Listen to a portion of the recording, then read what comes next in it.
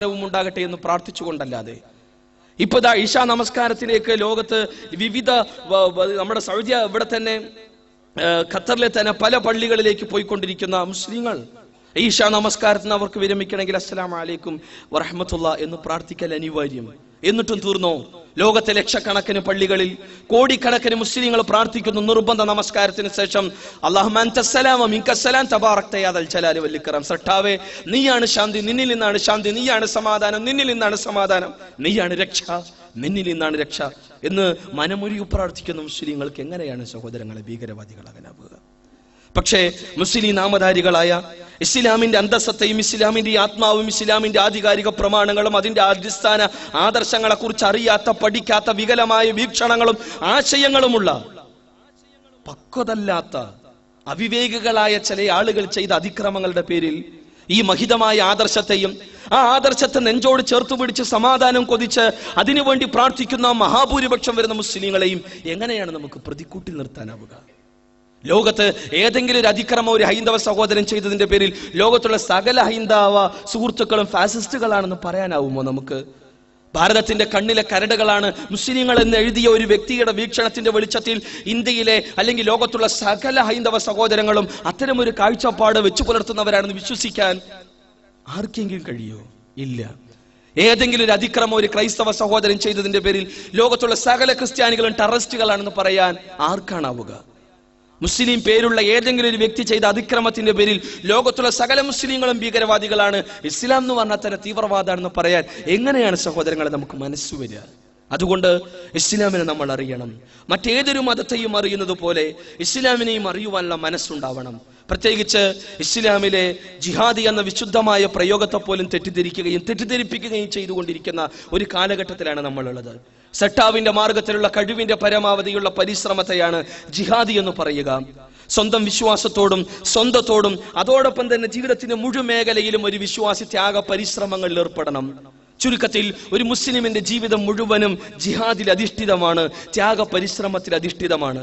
ഒരു മുസ്ലിം നമസ്കരിക്കുമ്പോൾ, നോമ്പെടുക്കുമ്പോൾ, സക്കാത്ത് കൊടുക്കുമ്പോൾ മനസ്സിലാക്കിയ സത്യം ജനങ്ങളോട് പറയുമ്പോൾ ഇതൊക്കെ സട്ടാവിന്റെ മാർഗത്തിലുള്ള ജിഹാദാണ്. ശരീരം കൊണ്ടും സമ്പത്ത് കൊണ്ടും മനസ്സുകൊണ്ടും വിശ്വാസ രംഗത്തുമുള്ള ജിഹാദ്. ഒടുവിൽ സത്യമത പ്രബോധനത്തെ സട്ടാവിന്റെ മാർഗത്തിലുള്ള ഈ ആശയത്തെ ജനങ്ങൾക്ക് പറയുമ്പോൾ അതിന്റെ പേരുള്ള യാതനകളും വേദനകളും ആട്ടും തുപ്പും പരിഹാസങ്ങളും കേൾക്കേണ്ടി വരും. ആ രംഗത്തുള്ള ക്ഷമയും സഹനവും സട്ടാവിന്റെ മാർഗത്തിലുള്ള ജിഹാദാണ്.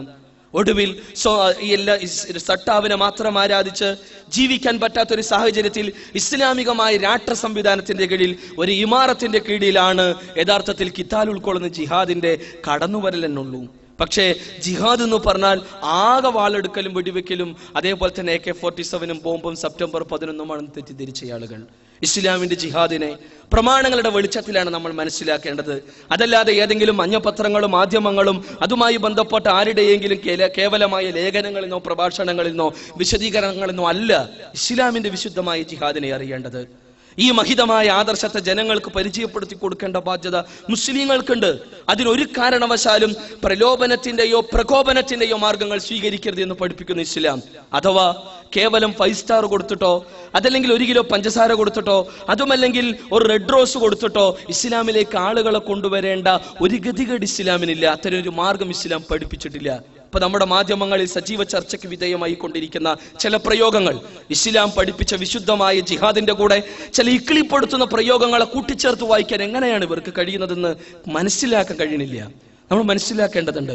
അതോടൊപ്പം തന്നെ വാളും വടിവാളും കൊണ്ട് ഒരു പ്രചരിപ്പിക്കപ്പെട്ട ഒരു മതമോ ആദർശമോ അല്ല ഇസ്ലാം. കേരളത്തിന്റെ ചരിത്രം, ഇന്ത്യ മഹാരാജ്യത്തിന്റെ ചരിത്രം, ലോകത്തിന്റെ ചരിത്രം എടുത്ത് പരുതുമ്പോൾ പഠിക്കുമ്പോൾ മനസ്സിലാക്കുമ്പോൾ നമുക്ക് ബോധ്യപ്പെടുന്ന ഒരു പച്ചയായ സത്യമാണ് ഇസ്ലാം വളർന്നതും വികസിച്ചതും വാളും വടിവാളും കുന്തവും കൊണ്ടല്ല, മറിച്ച് ഖുർആൻ അത് ഉയർത്തിപ്പിടിക്കുന്ന ആശയവും ആദർശവുമാണ് ഇസ്ലാമിലേക്ക് ജനങ്ങളെ അടുപ്പിക്കുന്നതും ഇപ്പോഴും ജനങ്ങൾ അടുത്തുകൊണ്ടിരിക്കുന്നതും. അതുകൊണ്ട് സട്ടാവായ ഏകനായ ഉടയ തമ്പുരാനെ അറിയുക. നമ്മുടെ എല്ലാം നാഥൻ ഏകനാണ്. ആ ഏകനായ സട്ടാവിനെ മാത്രം ആരാധിക്കാൻ വിധിക്കപ്പെട്ടവരാണ് നമ്മൾ. അതുകൊണ്ട് നാം ഒന്ന്, നമ്മുടെ ആരാധ്യൻ ഒന്ന് എന്ന തിരിച്ചറിവും ആ ബോധവും ബോധ്യവുമാകണം നമ്മെ നയിക്കേണ്ടത്. ഈ ചിന്തയാകണം നമ്മുടെ വിശ്വാസത്തിന്റെ ആണിവേര്. ഈ വിശ്വാസമായിരിക്കണം എല്ലാ അർത്ഥത്തിലും നമ്മുടെ ജീവിതത്തെ പരിവർത്തിപ്പിക്കേണ്ടത്, അല്ലെങ്കിൽ പരിവർത്തിപ്പിക്കുകയുള്ളൂ. നാളെ പരലോകമുണ്ട്, മരണം എന്നതൊരു സത്യമാണ്. ആ മരണത്തിന് ശേഷമുള്ള ജീവിതത്തെക്കുറിച്ചും ലോകത്തെക്കുറിച്ചുമാണ് കഠോപനിഷത്തിലെ പ്രഥമവല്ലിയിലെ പ്രഥമാധ്യായത്തിലെ 12-ാമത്തെ വചനത്തിൽ സ്വർഗത്തെക്കുറിച്ചുള്ള ഉപദേശം നമ്മൾ കാണുന്നത്, സ്വർഗത്തെക്കുറിച്ചുള്ള വർണ്ണനകൾ നമ്മൾ വായിക്കുന്നത്, നരകത്തെക്കുറിച്ചുള്ള ശക്തമായ താക്കീതുകൾ ഈശാവാസ്യോപനിഷത്തിന്റെ 3-ാമത്തെ വചനത്തിൽ നമ്മൾ വായിക്കുന്നത്. അതോടൊപ്പം തന്നെ സ്വർഗത്തെക്കുറിച്ചുള്ള സാരോപദേശമാണ് മഹാനായ പ്രവാചകൻ ഈസാ അലൈഹി സ്വലാത്തു വസ്സലാമിയുടെ ഉപദേശമായി മത്തായിയുടെ സുവിശേഷത്തിന്റെ 9-ാം അധ്യായത്തിന്റെ 19 മുതൽ 21 കൂടിയ വരികളിലൂടെ നമ്മൾ വായിക്കുന്നത്. നരകത്തെക്കുറിച്ചുള്ള ശക്തമായ താക്കീത് തന്നെയാണ് മർക്കോസിന്റെ സുവിശേഷത്തിന്റെ 9-ാം അധ്യായത്തിൽ 43 മുതൽ 50 കൂടിയ വരികളിലൂടെ ആ രംഗത്തുള്ള ശക്തമായ ബോധവൽക്കരണവും നമ്മൾ വായിക്കുന്നത്. വിശുദ്ധ ഖുർആൻ ആകട്ടെ 3-ാം അധ്യായം ആൽ ഇംറാനിന്റെ 185-ാമത്തെ വചനത്തിലൂടെ പഠിപ്പിക്കുന്നു, കുല്ലു നഫ്സിൻ ദാഇഖത്തുൽ മൗത്ത്, എല്ലാവരും മരിക്കും. ഹിന്ദു ആയാലും ക്രിസ്ത്യാനി ആയാലും മുസ്ലിം ആയാലും, അല്ലെങ്കിൽ പരലോകല്ല എന്ന് പറഞ്ഞു നടക്കണം, നരകോ സ്വർഗോ എന്ന് പറഞ്ഞു നടക്കണവനാണെങ്കിലും മരിക്കും, ആരും മരിക്കും. നാളെ ഉയർത്തെഴുന്നേൽപ്പിന്റെ നാളിൽ അവന് പൂർണ്ണമായ പ്രതിഫലം നൽകപ്പെടും. അന്ന് അന്ന് ആരാണോ നരകത്തിൽ നിന്ന് അകറ്റി നിർത്തപ്പെടുകയും സ്വർഗത്തിലേക്ക് പ്രവേശിപ്പിക്കപ്പെടുകയും ചെയ്യുന്നത്, ഫഖദ് ഫാസ്, അവനാണ് ആത്യന്തികമായ മോക്ഷം. ജീവനിൽ പ്രവേശിച്ചവൻ, നിത്യജീവൻ നേടിയെടുത്തവൻ, എല്ലാ അർത്ഥത്തിലും വിജയം നേടിയെടുത്തവൻ. വമൽ ഹയാത്തു ദുനിയ ഇല്ലാ മതാഉൽ ഗുറൂർ, ഈ ഐഹിക ജീവിതം വഞ്ചനയുടെ വിഭവമാണെന്ന് തിരിച്ചറിയണമെന്നുള്ള ഖുർആന്റെ സാരോപദേശം. ഇതെപ്പോഴും തീരാം, ഏതു നിമിഷവും തീരാം. ആ തീരുന്നതിന് മുമ്പ് സട്ടാവിനെ അറിയാൻ, മോക്ഷത്തിന്റെ മാർഗത്തെ മനസ്സിലാക്കാൻ ഈ സ്നേഹസംഗമം ഉപകരിക്കട്ടെ എന്ന പ്രാർത്ഥനയോടെ ഈ മഹിതമായ ആശയത്തെയും ആദർശത്തെയും നിങ്ങളുടെ മനസ്സുകളിൽ സമർപ്പിക്കുകയാണ്. ഇത്രയും നേരം കണ്ണും കാതും ഹൃദയവും തുറന്ന് ഈ വിശദീകരണത്തെ ശ്രവിച്ച സഹോദരങ്ങളെ, നിങ്ങൾ ഗൗരവമായി ഈ വിഷയത്തെ മനസ്സിലാക്കുകയും മോക്ഷത്തിന്റെ മാർഗത്തെ കണ്ടെത്താനുള്ള ആത്മാർത്ഥമായ ശ്രമം നമ്മുടെ ഭാഗത്തുനിന്നുണ്ടാകണമേ എന്ന് നിർത്തിക്കൊണ്ട് നിർത്തുന്നു.